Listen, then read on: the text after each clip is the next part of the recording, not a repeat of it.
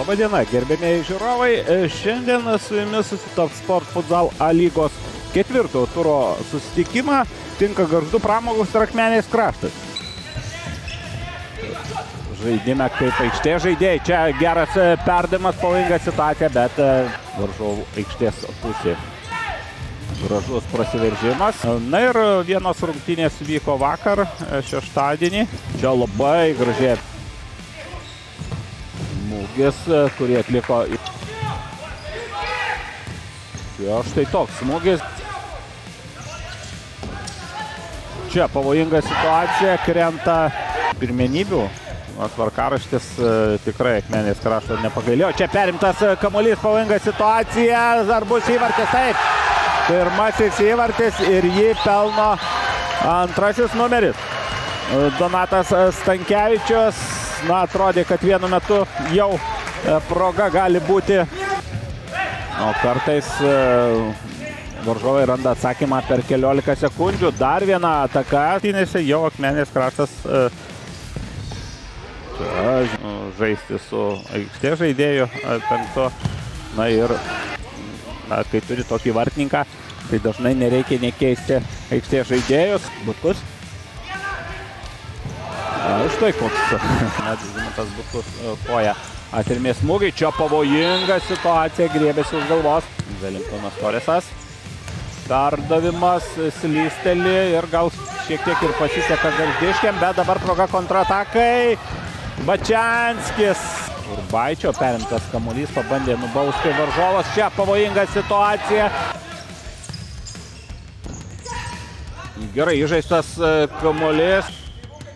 Bet tas triukšmas vardu ar gali labai smarkiai sutrukdyti varžovas. Vidinį vartus paliko ir kamuolys skrieja į Akmenės krašto vartų tinklą.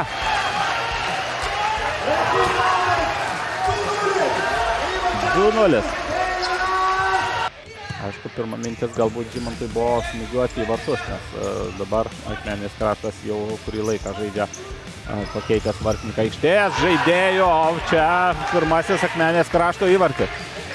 Likus minutei 20 sekundžių iki rungtynių pabaigos, tikslių smūgių pasižymė ir laimėjo tas kelias sekundės. Dabar kamuolys jau kito aikštės pusėje. Pramogų penketukė.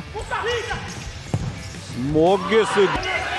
Na, tai atrodo viskas. 2 sekundės, 1 sekundė ir Deividas Lukošius griebė kamuolį į rankas. Ta atlieka jau po finalinio rungtynių šilpuko. Tai reiškia, kad Gargždų Pramogos rezultatu 2-1 įveikia Akmenės kraštą. Pirmiausia, noriu padėkoti komandai už tikrai padarytą sunkų darbą. To pasiekoje mes turime 3 taškus, turim pergalę. Didžiausias ačiū mūsų sirgaliam, kurių šiandien tikrai pakankamai gausiai susirinko. O jeigu apie rungtynės, mes joms labai atsakingai ruošėmės. Turėjome video peržiūrą, praktiškai tos momentus, ką jie bandė sukurti, viskas buvo išanalizuota. Ir šiandieną aikštėje aš manau, kad mūsų stipresnė komanda buvo. Ir žaidžiant su tokiu varžovu, kada tu žaidi, sakykime, su Akmenės krašto komanda ir tiek daug legionierių, tose rungtynėse lemia smulkmenos. Šiandieną mes turbūt tas smulkmenas geriau įvykdėm ir švenčiam пергалю. Во-первых, поздравим команду Горджай с победой. На протяжении всей недели говорили, что здесь неимоверно сложно играть. Большая поддержка болельщиков, большая самоотдача игроков. Настраивал команду на борьбу на каждом метре. Но пока до многих этого не доходит, что на первый план здесь борьба, потом футзал. К сожалению, многое не получается, мало что получается. Но, опять же, есть результат, есть выводы. Я думаю, выводы будут. Пока продолжаем работать, готовиться к следующей игре.